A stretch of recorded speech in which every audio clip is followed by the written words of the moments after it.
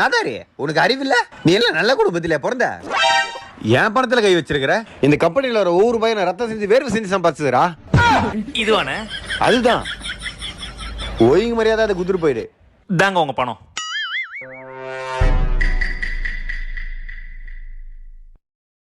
அண்ணா சரவணன் கடை கலெக்ஷன்.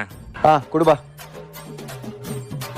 அண்ணா உங்ககிட்ட கேட்காத எத்தா தப்பாயிடுன்னு என் கை காசு ஒரு 100 ரூபா போட்டு வண்டிக்கு பெட்ரோல் போட்டேன்.